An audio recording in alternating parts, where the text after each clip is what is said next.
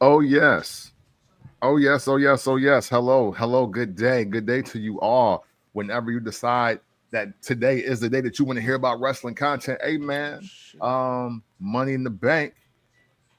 We're on the runway, June 7th to be exact, and I think it's in LA. And we got a lot of predictions, and we got some conversation, and we got some guarantees. Yes, I actually have a guarantee on top of the show prediction today, and I don't normally do that. But hey, man, let's get ready. Let's get ready to talk about wrestling like nobody else in the world. Let's get ready for the first Black Champ podcast. And now I'm your podcast intercontinental champion. And I might be the Pete Rose of digital content or the Dennis Rodman. I really don't know. But hey, one thing's for sure is that I am Camp from the Port. And I am JR Bang while I am working at the same time just to make sure that this is something that is close to the team or not. But make sure you rate, like, subscribe, download to the Barber's Chair Network, home of First Black Champ. Make sure you go ahead and get that merch. You see Camp got that chalk on. You know what I'm saying? Make sure you follow us on everything DFBCPOD. And yeah, we're gonna go ahead and get this started because we in money in the bank territory. Yes, sir. And a lot of things have happened in these last couple of days. A lot of small things, I would say, has happened in these last couple of days. I have tried to, my best to get us caught up, get caught up in this. And one of the things in getting caught up was something that kind of.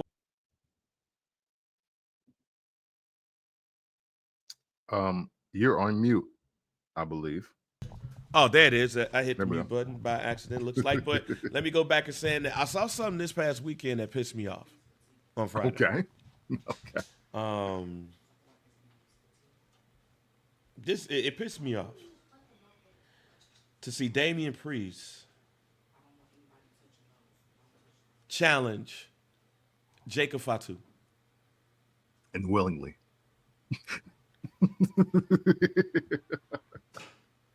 It blew me. Mm-hmm. Camp, you just had one of the dopest, one of the dopest feuds of the year so far. Mm-hmm. And you coming off back to backs. Really. You and Drew McIntyre coming off of back to back dope ass feuds. Because even something that we didn't discuss a lot of was the Judgment Day breakup and Damien Priest too. Mm-hmm. We didn't talk a lot about that. Damien Priest has been on a roll, with or without the World Heavyweight Championship. This is a Jacob Fatu podcast, y'all. Mm-hmm. So y'all know this ain't got nothing to do with Jacob Fatu. At all. It has everything to do with the belt that Jacob Fatu is holding. And where that story is going. Mm-hmm. So I'm going to ask you, Ken. Am I right in being extremely upset at the fact that the challenge that's thrown out is Damien Priest versus Jacob Fatu instead of Damien Priest waiting out who wins Money in the Bank and what happens with Cena on Saturday and challenge him? Am I wrong in feeling like this some bullshit? No, you're not wrong at all. Because the one thing that I didn't want to see from Damian Priest after the match and after the run that he's had, not only just this year, but last year, because remember, just last year, he was a world champion. The last thing I want to see him is the guy looking for the fight with the newcomer that happens to just win his first mid-card title. That doesn't make any sense to me. That seems disrespectful. I don't even like this under heat check purposes. I don't because I don't think even at this juncture, Jacob Fatu and Damian Priest need each other to get the other one over. I don't think anything comes of this. Now, if we're going to fast forward and Damian Priest is the world heavyweight champ and the transfer portal has Jacob Fatu on Raw, now you got me. Or if for some reason, speaking of what we just said last week, if there's a situation where Damien Priest beats John Cena and he's the WWE champion, and now here comes Jacob Fatu, I'm with you. But this for the U.S. title, this is a grudge match that happens to have a title in the mix. So I don't like this at all. Yeah, this is. When I saw it, I was like, "What?" And again, nothing against Jacob Fatu, and I'll tell you that in a second. But I was like, fam, you just had a dope-ass steel cage match, dope-ass feud with Drew McIntyre. You just went through the whole Judgment Day thing. You was champion during that, too. Even before that, you had the Bad Bunny thing. Mm-hmm. Then. Yeah. Damien's been high profile for at least 2 solid years. Right. But then, you gonna go Jacob Fatu? Then on the flip side, Jacob Fatu having an issue with his cousin. His cousin kept him out of the Money in the Bank. I don't like this shit at all. Priest should be waiting for Cena. Cena should accept. Not give him the belt, of course, but put him in the prime spot. Yeah. This should not be Priest versus Jacob Fatu for the United States Championship. Yeah, that if y'all waiting to bless, because here's the other thing too.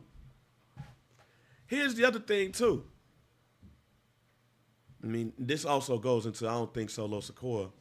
I don't think Solo's winning Money in the Bank. Oh no. I don't think he's winning Money in the Bank. If he wins Money in the Bank, then everything that I'm saying is for nothing. But I don't think that's going to be the case. So since I don't think that's going to be the case, then what you're going to do, you're going to have Solo cost Jacob Fatu the title, and then you're going to have them two go up against each other in a grudge match? No. If you do it, Jacob Fatu versus Solo should be for the United States Championship. Mm-hmm. If all roads lead to SummerSlam, which that's what it feels like to me, with them two going up against each other, that should be for the United States Championship. Mm-hmm. What are we doing here?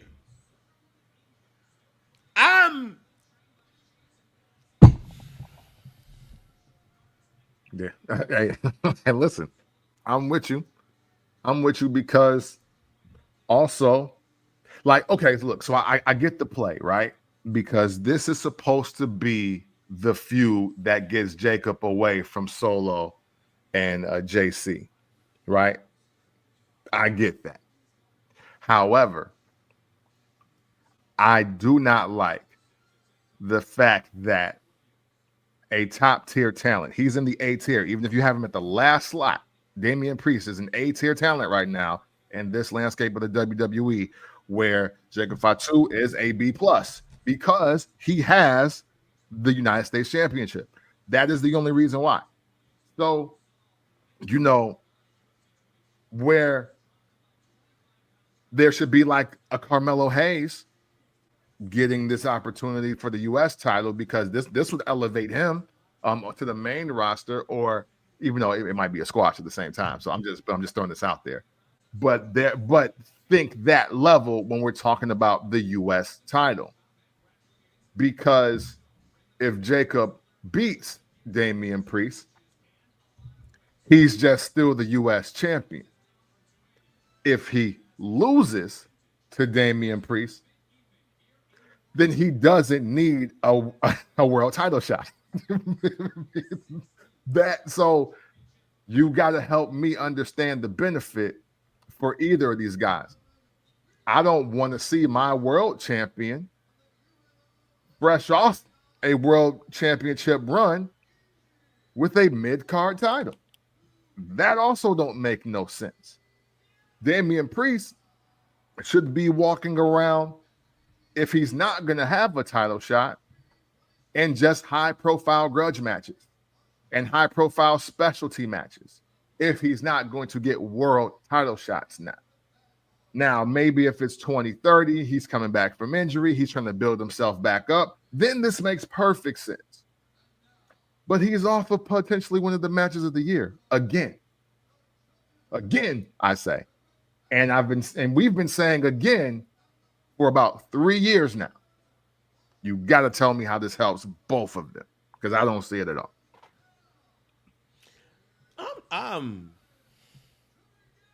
Maybe some shit gonna happen Saturday that makes me go, okay, I get it.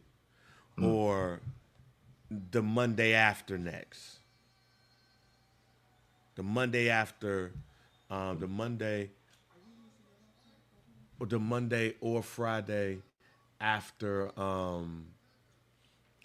Money in the Bank. Maybe, I guess. I don't know.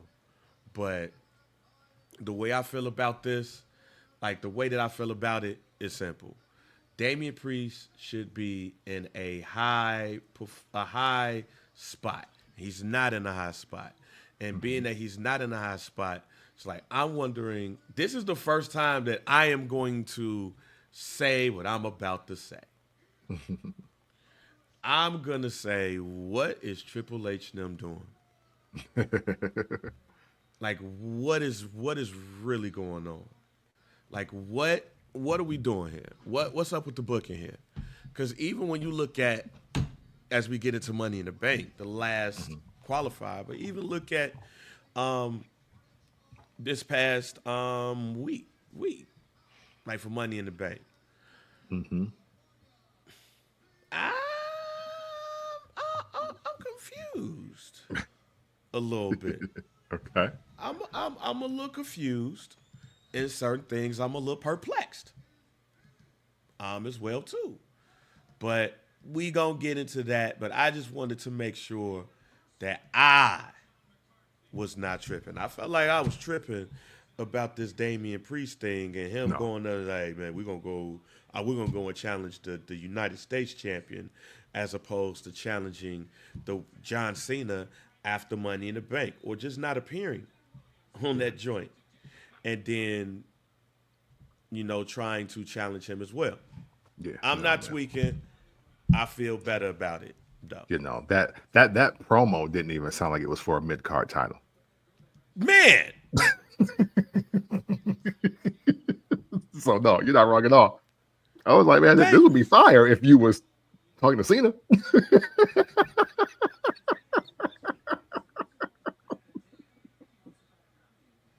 Thank you for letting me know that I wasn't tripping. No. Speaking of tripping, am I tripping about officially liking this triple threat type of situation between sisters with suplexes? No. Is this, and I wanna do a rap reference to this too. Though. Okay. I ain't tripping about this. The sisters with suplexes, Naomi, Bianca, and Jade Cargill thing, am I? No. And matter of fact, I'm glad we're having this conversation because you know how the IWC would get, you know how lames and goofies would get. They'll do anything to try to diminish these three black women in this spot.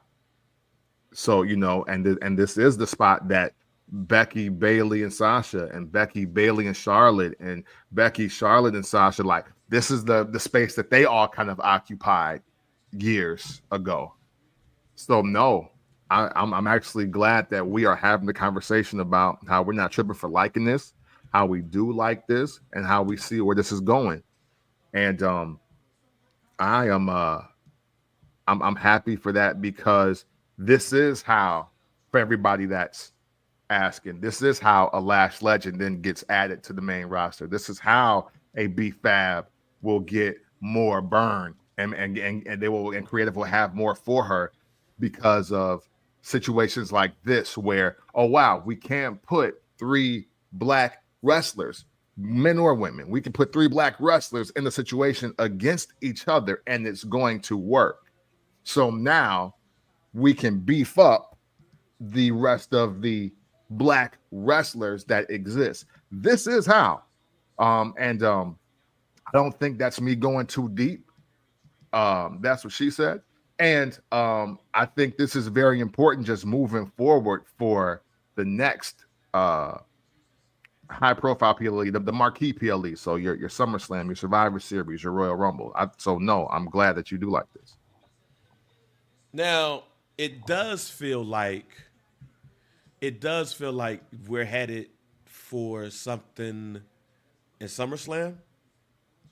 Yes. Like, do you feel like this is going to be a triple threat? Do you feel like somebody else is going to be added to this? Like, or are we thinking a bit too ahead and we just need to just pay attention and like what we see?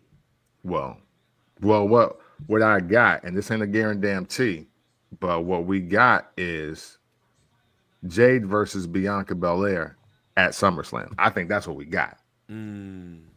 So, and that segment proved that to me. And I mean, again, we can get into the predictions. I'll go into more detail. Go ahead. What you got? So, spoiler alert, we're gonna get into the predictions, but look, out of those three, I got Naomi winning Money in the Bank. I got her cashing in on Tiffy. It doesn't look like she'll be there that night, so it won't be then. But I think all of this is leading to Bianca versus Jade at SummerSlam, and the winner of that getting Naomi. And because they gotta find something else to do with Naomi, because Naomi's on fire right now. I don't know.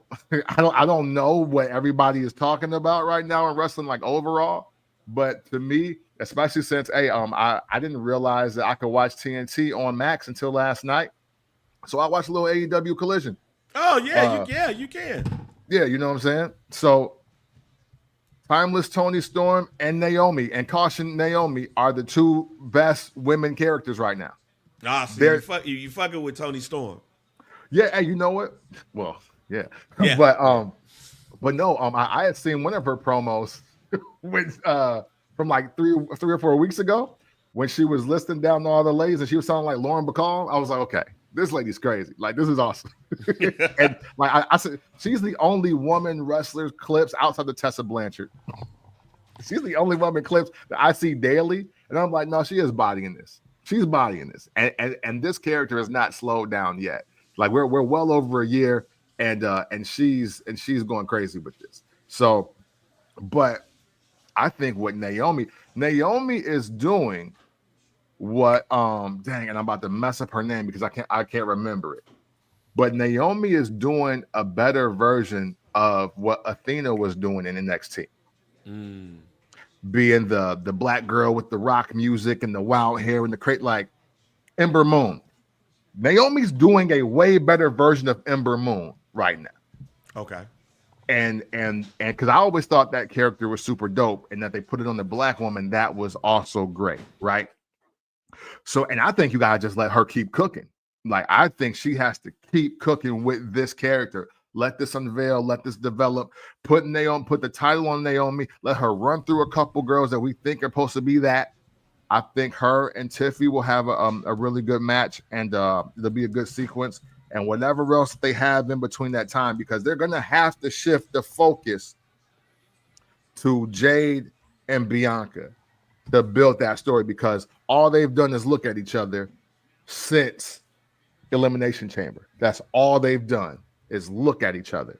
And regardless of how it may be presented, Bianca is sending shots at Jade by not knowing it. Because, hey, telling Naomi, hey, what you did to Jade ain't gonna be nothing compared to what I do to you if you come back to my mama house. Like, yo, that's all. So you can really beat both our ass, huh? Is what you're saying? Yeah, that was wild. Like the first thing that I had thought of when I had saw the whole thing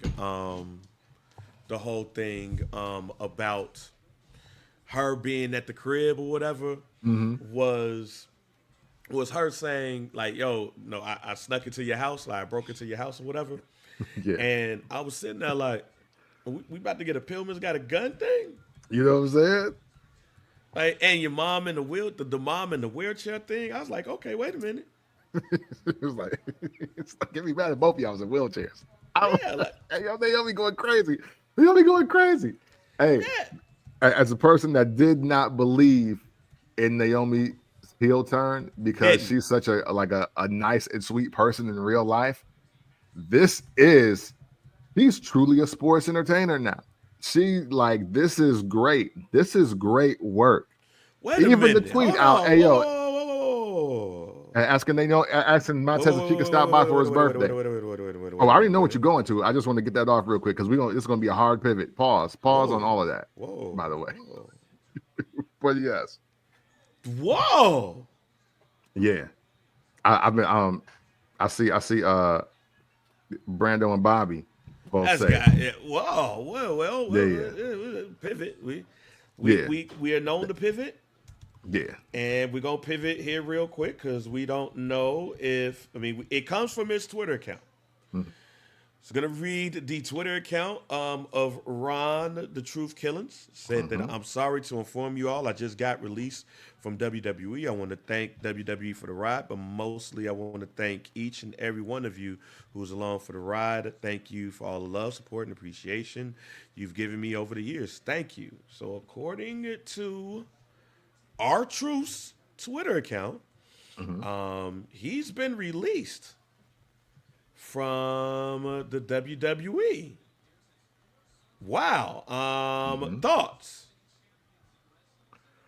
Well, I got two thoughts because it's him, right? My first thought was like, see, this is what happens when Vince McMahon is no longer in the building. But also part of me is thinking that, man, if he getting released, but he getting re-signed as Ron Cena, this is gonna be funny as hell.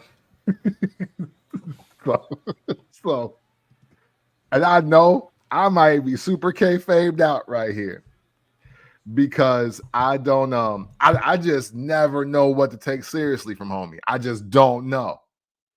But if this is a work, to Marley's point, if this is a work and he about to change his Twitter handle to Ron Cena, and we about to be here next week, and now he got the different color shirts every month as Ron Cena, this is fantastic.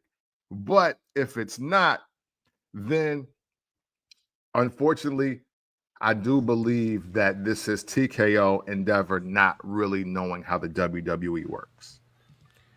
And there's been a couple moves that let us know that for real. Like, you know what I'm saying? Like, there's some business decisions being made that ain't in the best interest of wrestling fans. Well, according to Sean Ross Sapp, it's accurate. Frightful is saying that he's out once his contract expires, which also leads me to something that I kind of alluded to before the Cena thing. If this is Ron the Truth Killing's like swan song, then I was cool with that. Yeah. If it wasn't, then I'm not cool with it. And maybe the John Cena thing was his swan song. And if that's the case, all right, cool. Look,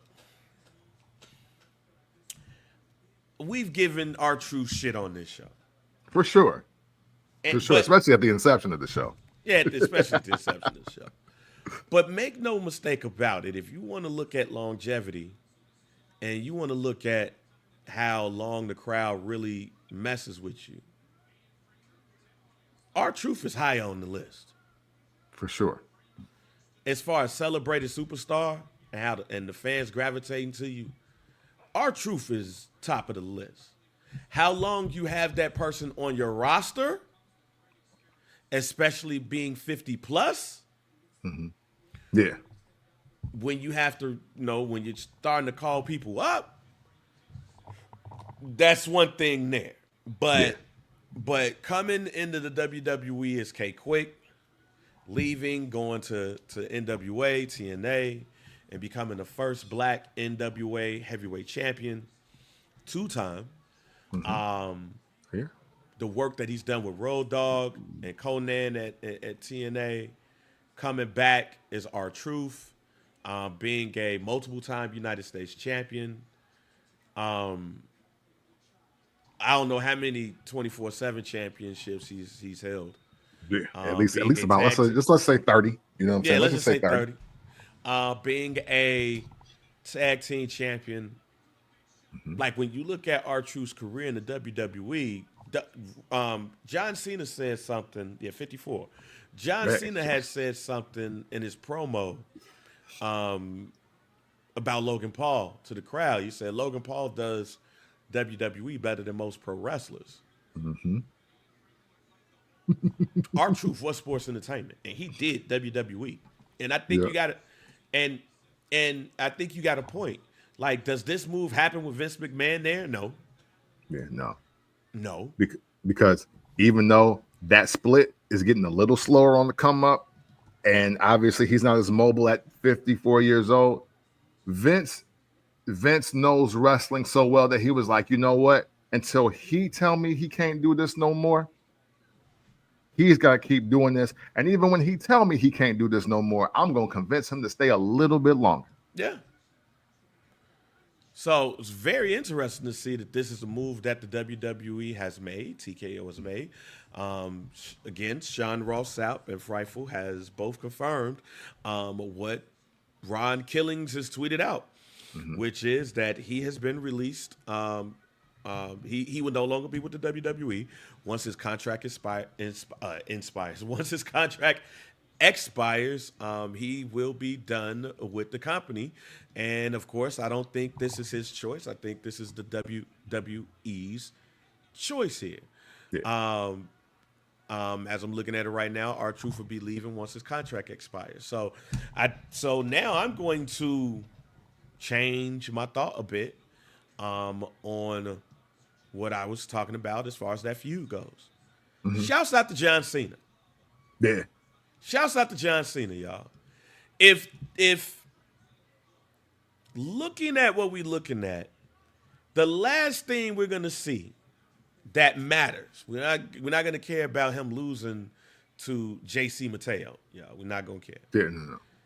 John Cena put somebody in their last prime spot, probably of their career. Probably of their career. If that is true, then I take back everything that I said, not only about John Cena, but about Paul. I'll apologize to Paul.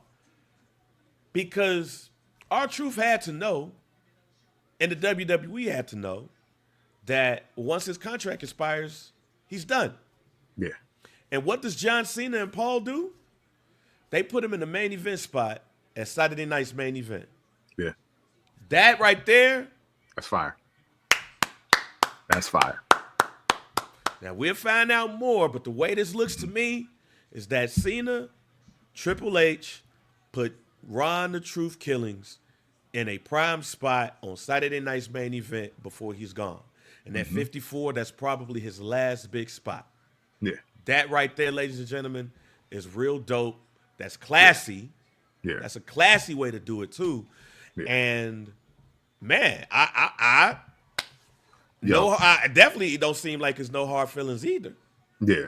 Handling unfortunate business with a dope wrestling move, I'm here for that.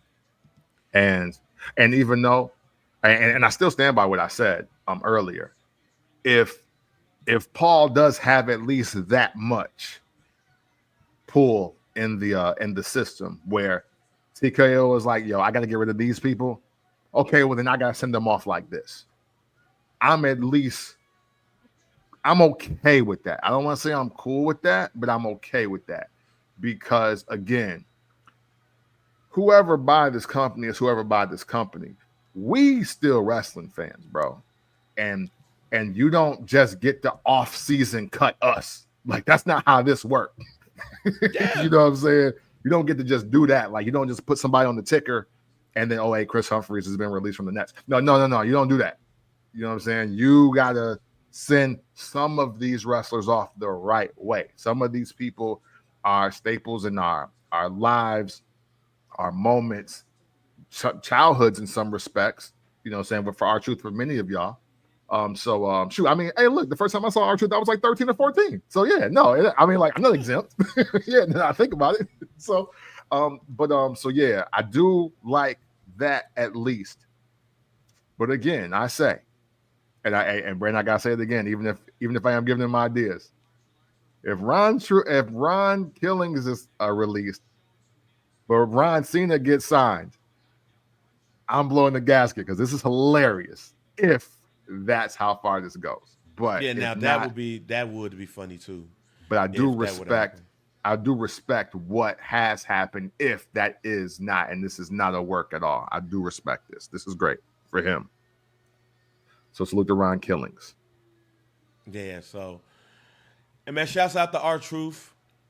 Um, Also, for the Indiana Pacers, for people, look, let me also say this too, because I've been wanting to say this. I've been wanting to say this, and I said I was going to use this platform to say this. Mm. For all of this, Tyrese Halliburton is not a superstar thing. I want you to go to the WWE shop, Mm. and you can get a Tyrese Halliburton choke shirt right now. Oh shoot, that's where it is. You go get a choke shirt now. That man gets millions of views off of his WWE. Like, hey, y'all stop playing with that boy. They gonna get their ass whooped against OKC. I'll give y'all my prediction tomorrow. They gonna get their ass whooped. But let's stop playing with that boy. Is not a superstar. Fan, he's a superstar. All right, man. One more joint I wanted to get to before we get into predictions. Well, as we get into the predictions, matter of fact, no, you know what? Let's go into the predictions. Let's start with the Money in the Bank. Money in the Bank is this Saturday.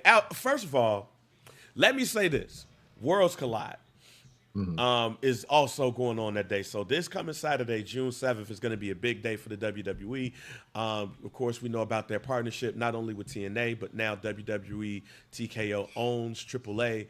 I've been on this show talking about the When Worlds Collide pay-per-view that took place in 1994. That was underneath WCW's banner.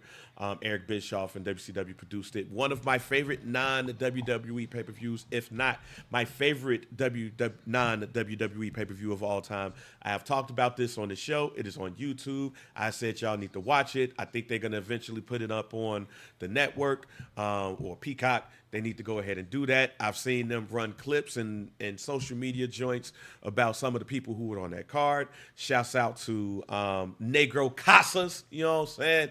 Octagon, Psychosis, Louis Spicoli, may he rest in peace, a.k.a. Madonna's boyfriend. We don't want to shout out some of another wrestler that was there on that card too. But Conan on that card too. Pero Aguayo, that match was a great match. One of my favorite matches of all time just so happens to be Art Barr and Eddie Guerrero in their hair versus hair match with Octagon, and I forgot who else was there, but I love that pay-per-view. I've talked about that pay-per-view for years on here. When Worlds Collide, 1994, produced by WCW. They've been showing those clips in promotion for When Worlds Collide because Worlds Collide is this Saturday, and now with AAA underneath the WWE umbrella, they will be highlighted there. El Grande Americano will be wrestling Vikingo, I think that's how you pronounce it, but the dude that do all of the goddamn flips in the world. Yeah. They're going to be wrestling for the Mega Championship, the championship that, funny enough, was held by Alberto Del Rio. Hey, Viva Del Rio! But we already know WWE don't fuck with him. Viva Del Rio! So they like, we own y'all now. Let's get this belt off a dude. Let's get this belt off a dude. And yes, Brando, the WWE Vault YouTube and the WCW Vault YouTube. Yeah. Yeah, hey. No, that's Bravo. one of the best ideas ever. But Brando, they actually not teased it, but they kind of dropped it last week on Raw when they put for the Mega Championship Vikingo versus El Grande Americano, and Del Rio dropped the belt last night. So we're Alberto, hey, go somewhere else. But I like the mixture. I like them combining those and everything. So I want to see the same type of feel when I think of when worlds collide and worlds collide, I expect to see that same type of feel. So that's going to go on, I think, at 3 p.m. Eastern, 2 p.m. Central. And then Money in the Bank that night, too. There's potential, Camp, that Chad Gable is going to wrestle twice in one day because he's fighting for the AAA Mega Championship and potentially will be in Money in the Bank, but we'll talk about that in a second. Yeah. Let's start off with the first match we'll talk about is a match that I was going to put in Do We Care, but I've already done that before. But it's Lyra Valkyria will be defending the Women's Intercontinental Championship versus Becky Lynch. Yeah. Interesting stipulation. Yeah. If Becky Lynch loses, she can no longer challenge for the IC title as long as Valkyria has it. If Valkyria loses it, though, she will be forced to raise the hand and acknowledge that Lynch is the better woman.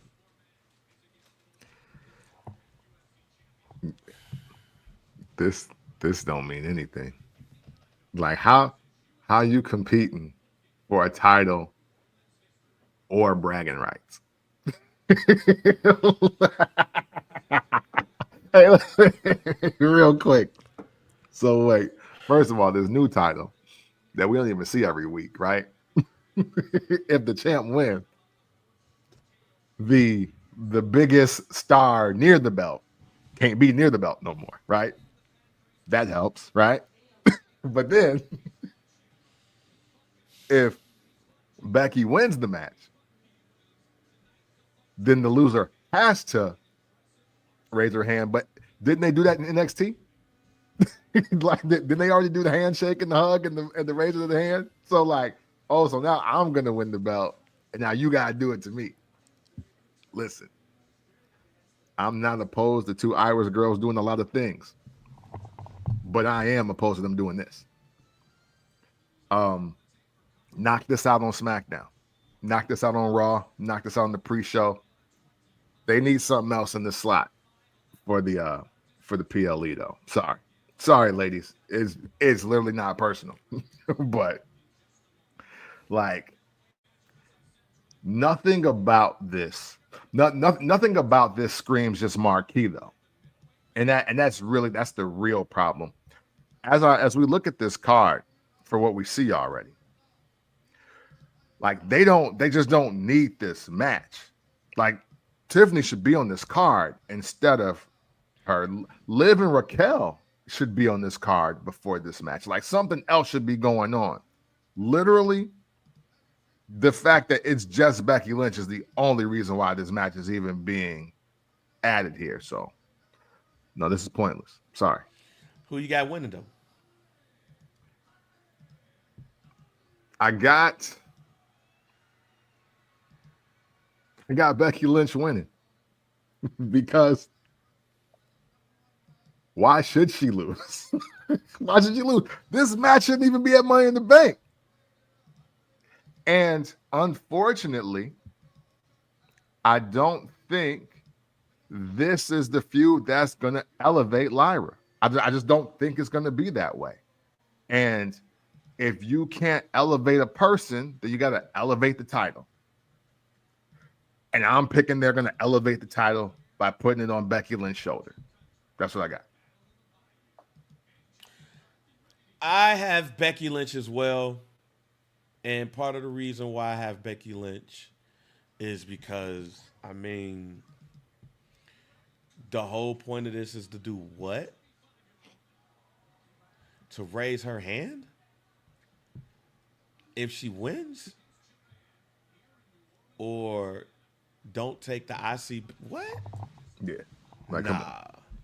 It just seems like some shit that Valkyria will have to reluctantly do to feed into the ego of Becky Lynch. Yeah. So to me, it doesn't even matter at the same time. I don't see any reason why they keep the belt on Lyra Valkyria, especially if Chelsea Green just dropped the belt. If Chelsea Green just dropped the belt to Zelina Vega, what's the point? of Hey. Lyra Valkyria keeping it as the first IC champion. I think what's going to happen is simply this. Here's my prediction. Mm-hmm. Becky Lynch is going to win. Bayley is going to challenge Becky Lynch. And Lyra Valkyria is going to cost Bayley the Intercontinental Championship match. She's going to align herself with Becky, which is going to make all of this make no sense in the first place. Yep. But Bayley versus Becky is coming. And that's going to be what elevates this Intercontinental Championship. There we go. But Lyra Valkyria is going to be a part of this shit going Becky's way too. Let's go to the tag team match, Cody Rhodes and Jey Uso versus John Cena and Logan Paul. Before we ask who's going to win, or before I ask you who's going to win, which team is more likely to turn on each other? Logan Paul and Cena or Cody and Jey? Oh, most likely to turn is Cody and Jey for sure. I saw SmackDown. I saw that, but that's Logan Paul being Logan Paul. That's Logan Paul being the douche-apotamus that he is. You know what I mean? Like that's just part of it. That's a character layer. Like, because John Cena's not really a heel. This is The Rock's fault. So, but again, hey, look, Cody already booked Jey. So that's beef. And then on top of that, man, I lived through Kane and Jack Swagger having world titles, but man, Jey Uso might be in that top 3 of just the worst promo champions that I've ever seen personally in my life. That segment with Gunther was cheeks. That was Cherokee cheeks. And I just think that's a pizza coming. I don't know what the hell going on. And I just think I think Cody's just sick and tired of hearing that shit too. He's about to get him out of here. No, man. Yeah, I'll say this right here when it comes to Jey Uso. Jey Uso, like his promos, it don't drive me. Like it don't do anything for me, right? Yeah. However, as Paul Heyman said, there's nothing you can say that is wrong with Jey Uso right now. Yeah. Merch, tickets, ratings. That's what he said. Hey, real quick, Donnie, they let Logan talk for 30 minutes because that's the only element that Jey don't have. Jey should have had the longest talking piece in that segment. But unfortunately, they got to have him out there because of everything Heyman said, because he is a draw. This is not me saying that Jey Uso is not a draw, but man, if I got to hear him grab that mic, let me tell you something, Moose. Let me tell you something.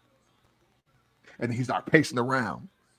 And he's like, the thing is, Oos, I earned this. It's like, yo, come on, man. Stop giving me the 90s BET movie promos, bro. Stop it. It's super cheeks. Yeah, and I blame that more on the WWE than I do on him. Because you keep giving us this, he's the main event, but he has to keep proving that he's the main event. Yeah. If he was main eventing with his cousin, then we wouldn't be having this conversation. Main event with Gunther. We still don't really care like that. I'm going to go I'm actually going to go the opposite. Okay. Logan Paul and John Cena. They're going to turn on each other Simply first. because John Cena don't like nobody right now. That's true. John Cena is the white Bad News Brown right now, if you think about it. Like, John Cena can really be like, oh, fuck this shit. I don't even feel like dealing with him. He probably liked me when I was little.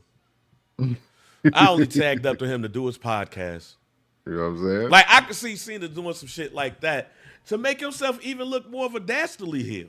But at the same time, it won't make him look like a dastardly heel because they're going to be like, we don't fuck with Logan Paul either. Yeah. Yeah, see? That's the thing. But That's why I got Cody turning on Jay because, hey, listen. On the plus side, though, if John turns on Logan, we back. We back. It's and it's Yeah, right. positivity. And they're like, oh yeah, hey, cool, I knew it. I knew he would do this to us.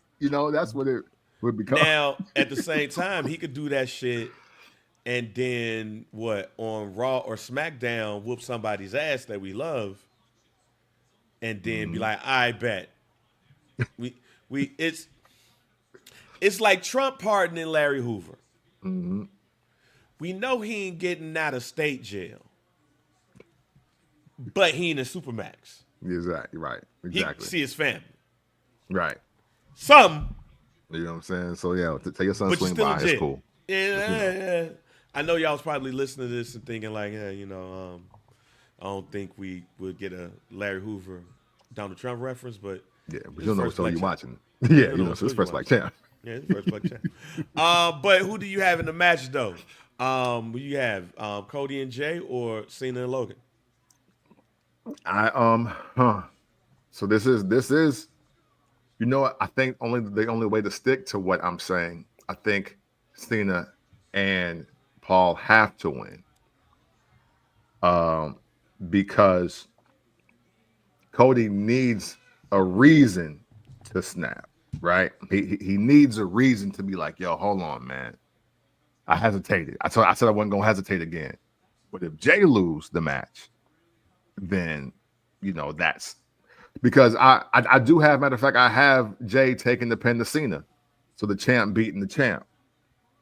And it kind of cancels both of those guys, Logan Paul and Cody, out, and it gives them free reign to kind of do whatever. And with that, I got Cody's turn happening, and Cena giving hey, yo, good luck, kid. But that's what you got. That's what you got to strive to be. What I just did right there.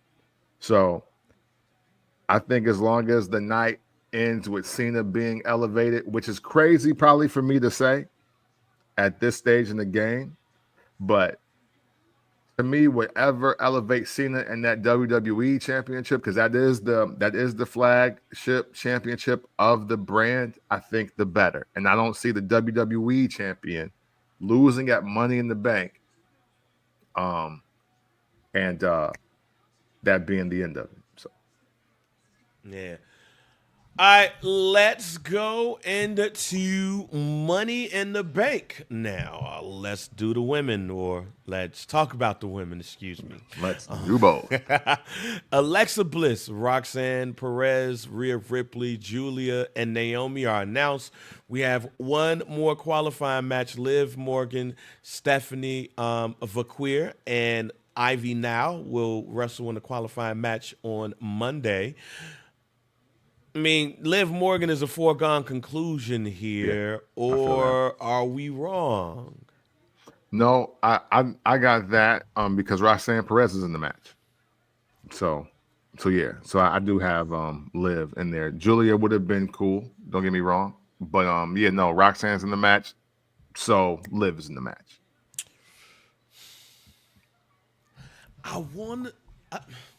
Yes, it's going to be Liv, but I would not be surprised if Vaquer, excuse me, is the person because of what happened last Monday with Raquel Gonzalez costing Liv Morgan a match against Kairi Sane. Mm-hmm. Yeah, no. But I am going to pick Liv Morgan to be in this match. So Alexa Bliss, Roxanne Perez, Rhea Ripley, Giulia, Naomi, and Liv Morgan. Which lady wins Money in the Bank? For me, I'm not wavering from one of my favorite picks on this show. I am going Naomi. As I look at everybody in this match, and I look at who's hot right now to me, who has the most to gain, and who has the most people to elevate in the process, no way this can't be Naomi. And if nothing else, I want Naomi to win because, look, on Twitter or X, whatever you want to call it, Bianca Belair showed the video of her wishing happy birthday to her husband, Montez Ford. for turning 35, and she quoted the tweet, tagged Montez and said, "Happy birthday. Can I swing by?" And hey, look, if you just gonna say you gonna swing by on that man's birthday because you in Tennessee too, hey yo, can I swing by? It's your birthday, right? Yeah, let me swing by. Yeah, you need to be over. You need to be over at that point. Man. You need to get the Money in the Bank briefcase, and we need to see you cash in when you talking that kind of talk. Sorry. Man, Camp, I want to go with Naomi so bad. I do. Believe me, I do. But I'm going to pick Alexa Bliss. I'm not mad at that pick, though. I'm going to pick Alexa Bliss. I think that Paul and them have been waiting to put her in a prime spot, and we're now here. And since we are now here, what else are we left to do? Is to give her the Money in the Bank, and eventually she goes over on Tiffy. Yeah, okay. So I have Alexa Bliss winning this one here. I also believe that the reason why Naomi is not going to win it is because how good this feud is without any attachments. Agreed. You don't need it right now. That's the only reason why I'm not picking Naomi. Question for you. Do you feel that Alexa Bliss winning Money in the Bank and cashing in elevates and improves drastically the Wyatt Six? So here's the thing, right?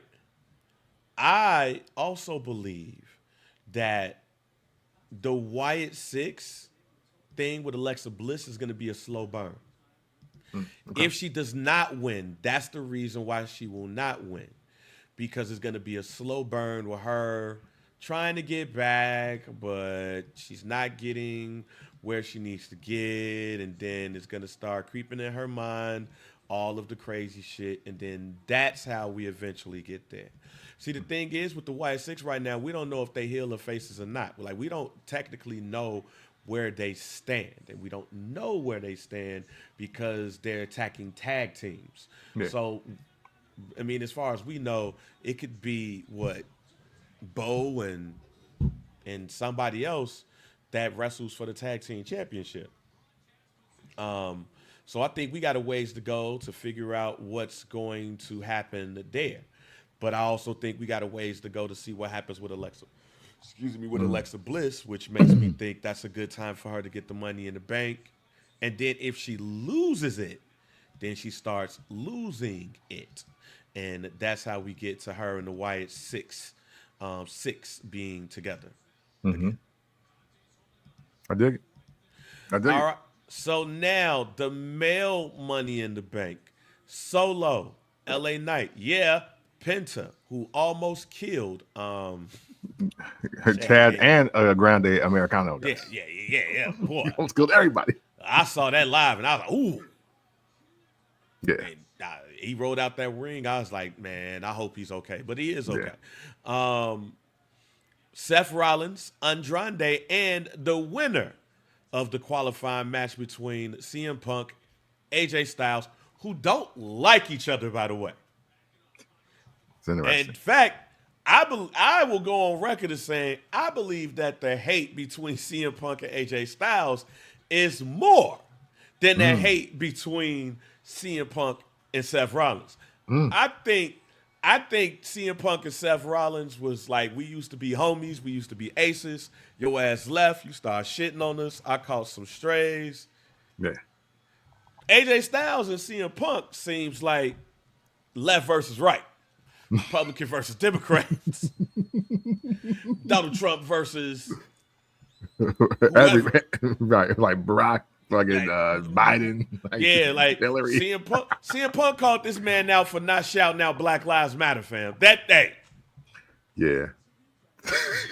Which was wild, but I was like, hey, well, this is what we want white people to do. This is what we want white people to do. So I was like, hey, okay. So I gotta let them cook. yeah, so their interactions, I'm actually more interested in than I was between him and Seth Rollins. Because I think him and Seth Rollins, that shit, if it ain't been mended already, Yeah, can be mended. That's just like, yo, for we sure. used to be aces and shit. Yeah. So with that being said,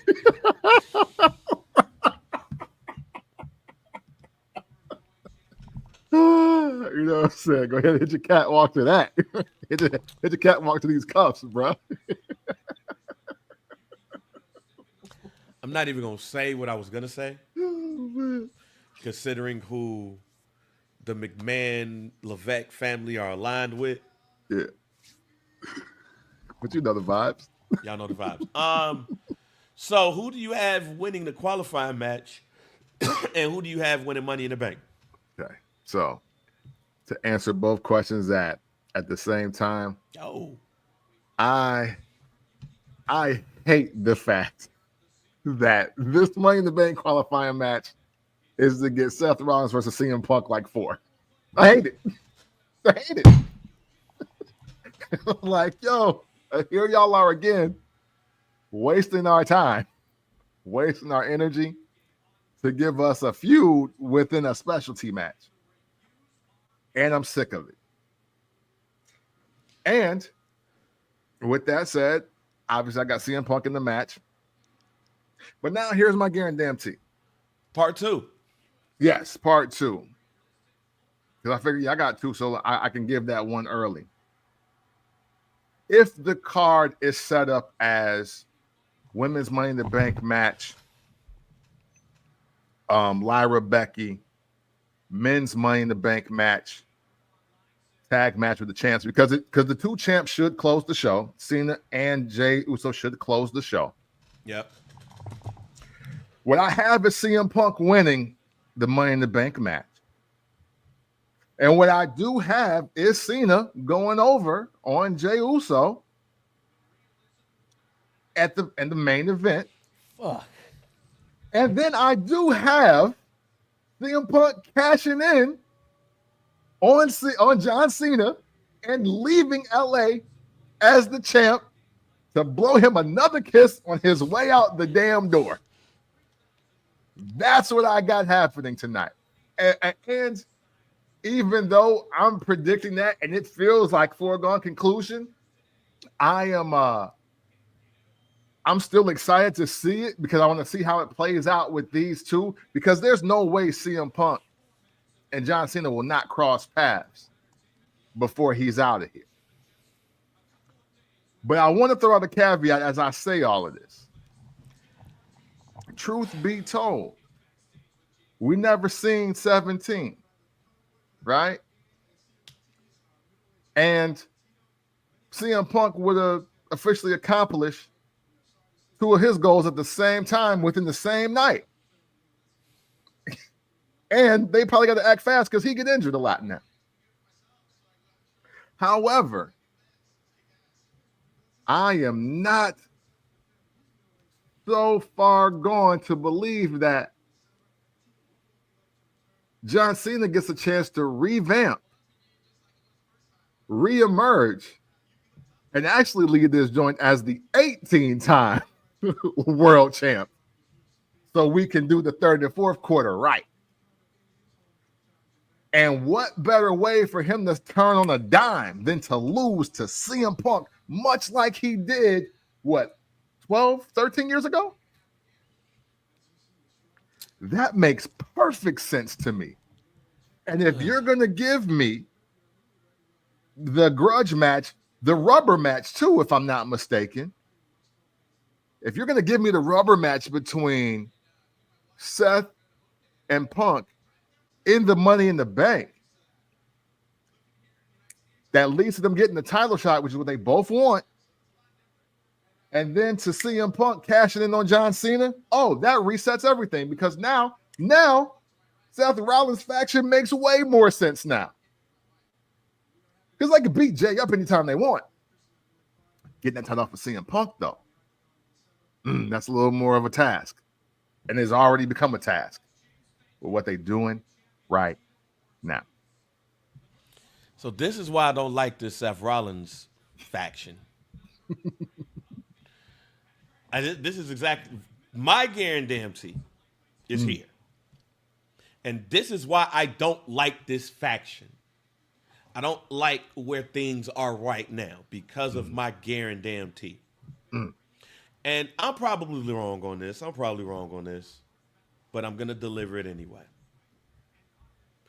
My guarantee is that CM Punk will win on Monday Night Raw. And he will be the last entrant in the Money in the Bank. Also, it will make John Cena and Jey Uso in the crosshairs of all of these people, when you think about it. Seth Rollins and CM Punk. You're gonna laugh at who I believe is the only other person that will win this Money in the Bank, other than Seth Rollins and CM Punk. maybe not. Go ahead. Penta, to me, is the only other person. Okay. Penta is the only other person in this match, other than those two, that could win Money in the Bank. Because Penta, even though he almost killed a nigga, is over like a Rover. He ain't True. Jey Uso over, True. but he's over. Yeah. And the fact that they just bought AAA, putting the Money in the Bank on him, and had that bitch on Monday Night Raw and down there, is a great look. Yeah. So if he is my only other person that I feel like that could win Money in the Bank. Yeah. Now, Hey. No, I want to say, I just want to say something real quick. And what happened with Carlito, you're not off. yeah, because the other thing too is you can challenge for any title. Imagine Penta going to AAA and taking that belt off of Buddy Ass and bringing the AAA championship here. That's some AAA shit. Because remember, Triple H versus Taz on that SmackDown match. That was reportedly Triple H's idea. So I can see that. I don't think it's going to happen, but I can see it. But You know, this hey, is listen. what I think is going to happen. It's not far off. I mean, look, they've made it clear that they're a global, international phenomenon that's trying to break all the barriers possible in the world of wrestling. Even the fact that they're acknowledging that there will be a boxing event, a UFC event, and a WWE PLE on the same weekend, like they are literally just Marley, trying to I'm show not how saying it's big going to their happen on the ecosystem same day. I'm not saying it's going to happen on the same day. Yeah, I'm no. saying that can happen. Because when Worlds Collide is earlier in the day. So I'm not saying that he's going to do it at when Worlds Collide or Worlds Collide. But I can see that being the case. But this is what I see happening, Cam. Yeah, and the last thing, I don't think that we have been acknowledging properly the real beef that's been taking place, the real feud that Triple H is in. Triple H is trying to out ecosystem Tony Khan. He's trying to out ecosystem him. Yes. That's why all these announcements are coming through. That's why the TNA champion is from NXT. He's trying to out Forbidden Door Tony Khan. Yeah. Yeah. So that can happen. And that's why Penta is only one of three people I see winning this. Now, of course, Seth Rollins, I could see it because remember when Seth Rollins won Money in the Bank before? Kane, shoulder, take me up there, boom. And then we had the best cash in ever at the time. But I believe that CM Punk will come out of this as the 3-time Money in the Bank winner. 3-time. And Camp, I don't think he cashes in on John Cena. However, I believe at SummerSlam, it will be CM Punk cashing in to wrestle John Cena at SummerSlam for the Undisputed Heavyweight Championship. It would be Cena versus Punk. Punk is going to get that opportunity because of him getting the Money in the Bank, which Seth Rollins don't mind because now it officially gets CM Punk out of his hair. Yep. However, this is where things get a bit interesting. Seth don't need the Money in the Bank to challenge Jey. They're already on the collision course. Yep.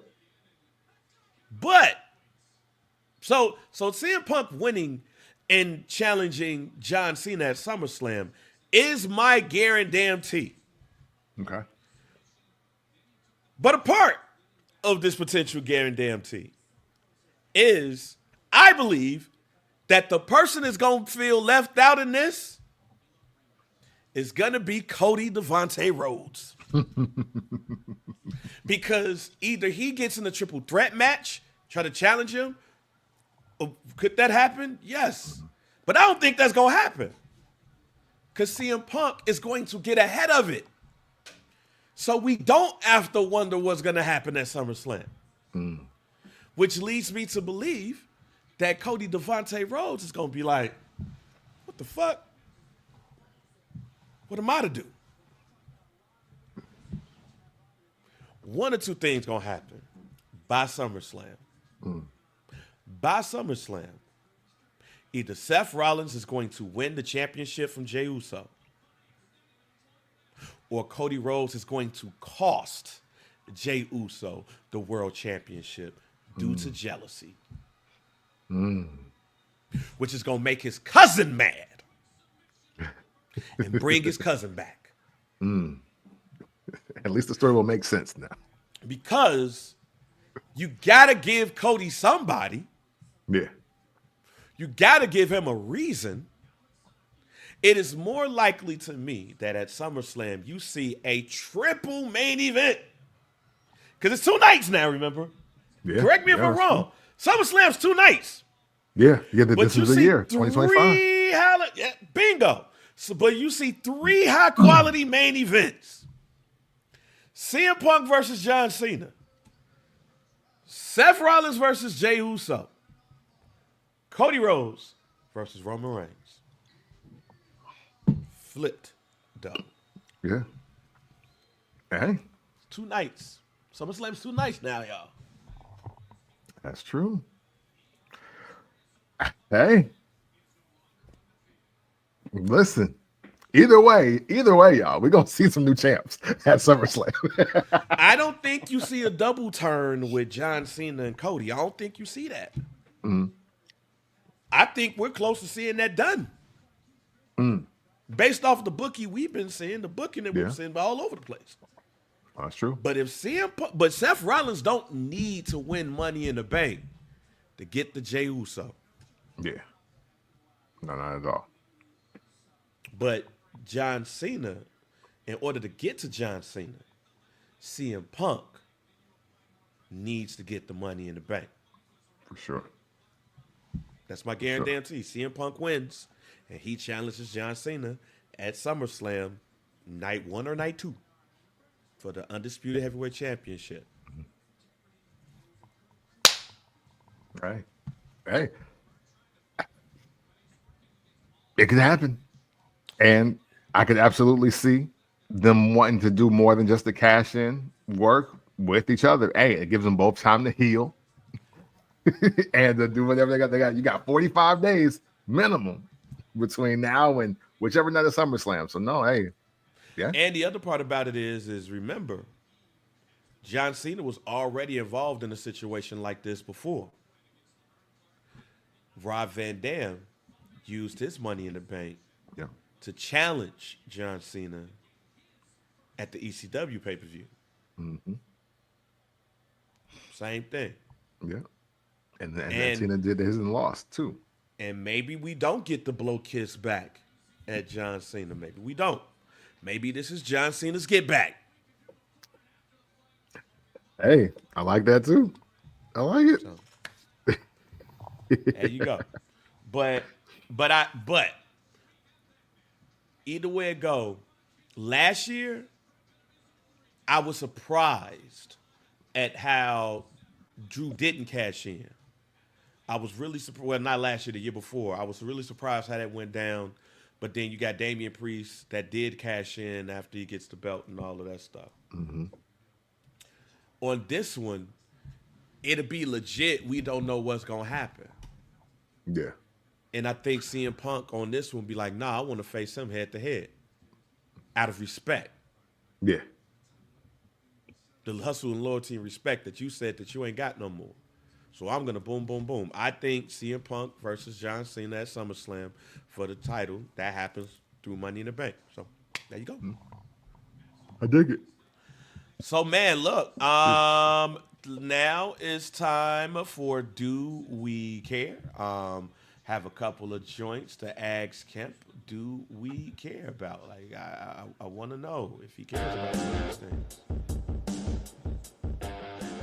Hey, this might need to be my 80s wrestling theme music right here. So, Kemp, Rusev beat the shit out of, what's his name? Akira Tozawa. And then Sheamus popped up. Yep. Do we care about Sheamus versus Rusev? No, not in 2025, respectfully. But it was at least good to see Sheamus get a pop. That's a good point. Melo and The Miz, apparently, The Miz said that he gave Melo his Money in the Bank spot, and he squandered that shit. But they supposed to be homies. He gave him a Andre the Giant chain. Do we care about this Melo and Miz shit? No, we never did, though. We never did.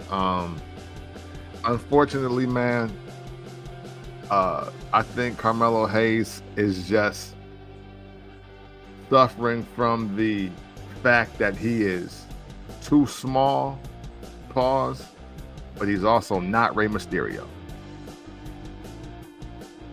Okay, and last but not least, because I watched this match.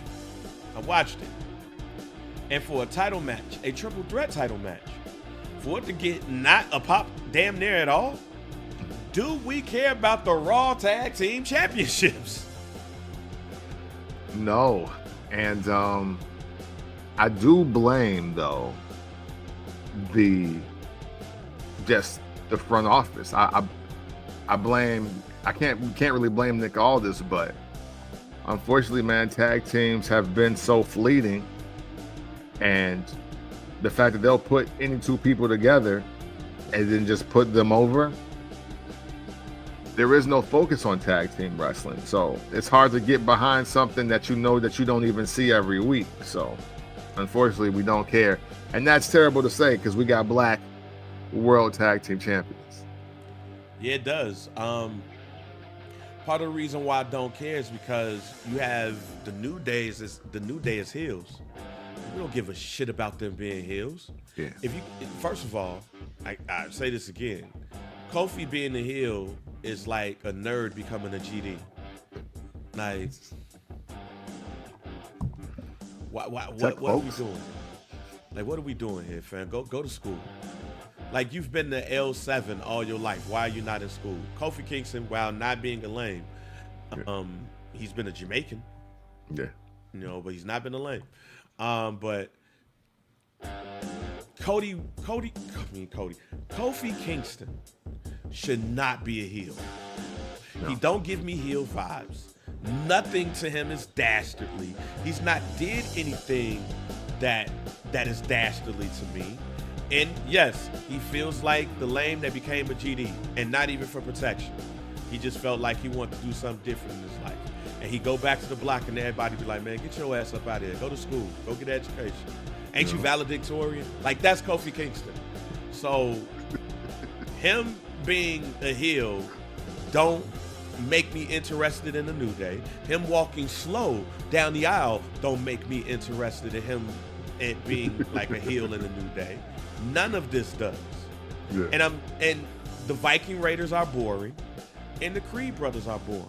You wanted to do something, y'all? Y'all should have had the Wyatt 6 attack the New Day and make them scary and slimy heels as opposed to them trying to be the Hard Brothers. No. And that's why I don't care about these tag team belts. You could have did that, and I would have been more interested, because they would have been going after the New Day. Why? Because of what y'all did to Big E, who was very close friends with Bray Wyatt. But no. So I don't care about these tag team belts. And for the crowd to basically not do anything, they treated that match like them doing a Braun Pennies match in 2025. Why are we doing this shit? Thought we was over this. Right. So, I don't care about this. Yeah. Don't care about it at all. No. Listen, I'm with you, and unfortunately, I would like something to be done about tag team wrestling in general, because this ain't it across the board. This just ain't it. Yeah, well, another good show today, Camp. Money in the Bank is next Saturday, along with When Worlds Collide. I'm gonna say this again, y'all. Watch on YouTube When Worlds Collide 1994. Amazing pay-per-view. It was produced by WCW, Eric Bischoff. You see a lot of what we would eventually start to see in the WWE and in ECW and in WCW. You get to see Rey Mysterio when he was a shorty.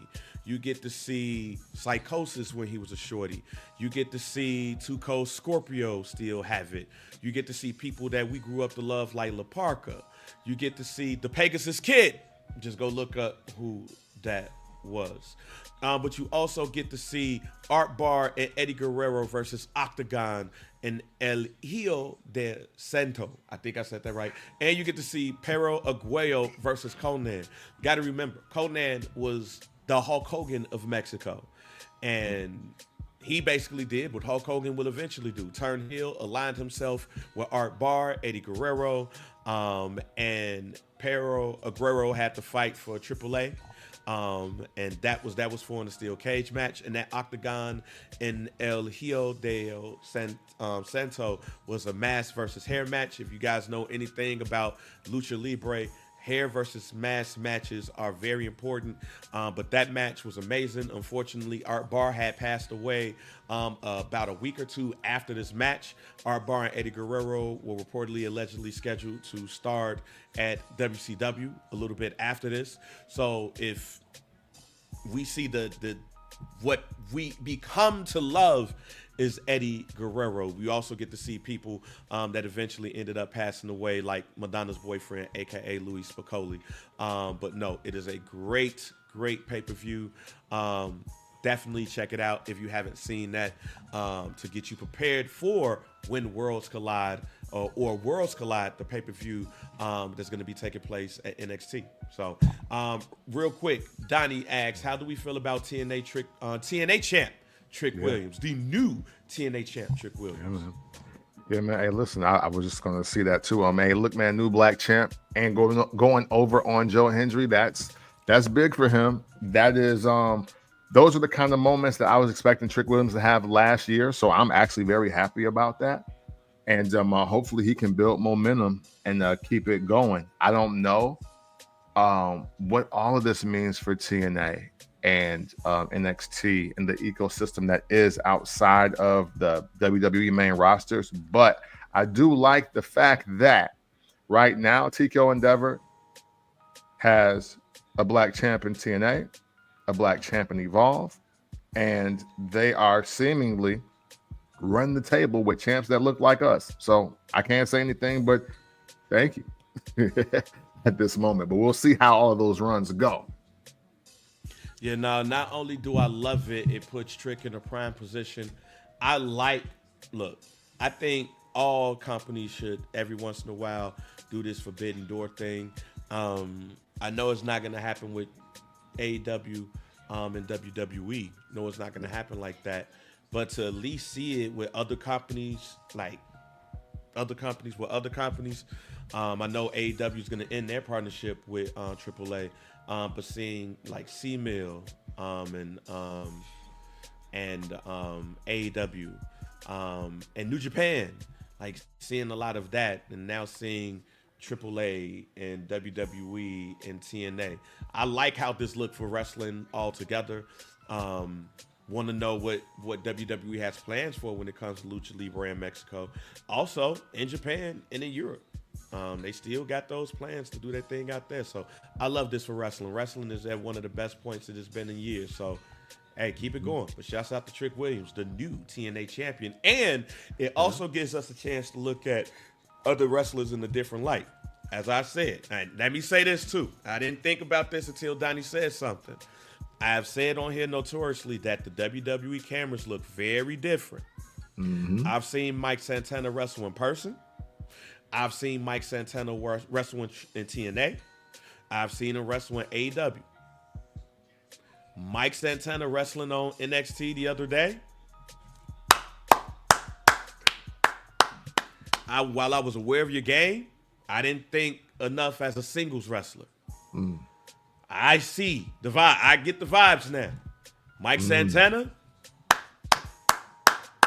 Hey. You got it. You won. And I would love to see Mike Santana, Trick Williams. I hope to see that for years to come. Awesome. However we do this. So, yeah. Right. Yeah, I mean, hey, who knows what the ecosystem will be showing us in even just next year, the way they're moving. And that's crazy because my presentation on Tuesday is called Digital Ecosystem. Hey. Growth and development. You know what I'm saying? Hey, shout out to Hoover. And shout out to y'all for tuning in to this week's episode. Man, we sincerely appreciate you. Your interaction on the live stream, your likes, comments, shares, rumor, innuendo, updates about releases as the show is going on. That's very important, man. We love to make some of these. Put R-Truth in the Hall of Fame now. For sure. Now. Absolutely. Especially if it definitely is over for him and he's going to hang up the boots permanently. So, yeah, man, thank you. And just always know, if you ever want to talk about wrestling in an unconventional way, you do so by checking out the first Black Champ podcast. It's the pick with the VP, DOC, and we are out. Fuck Johnny Wrestling. I apologize, Paul. Saw the vibes now.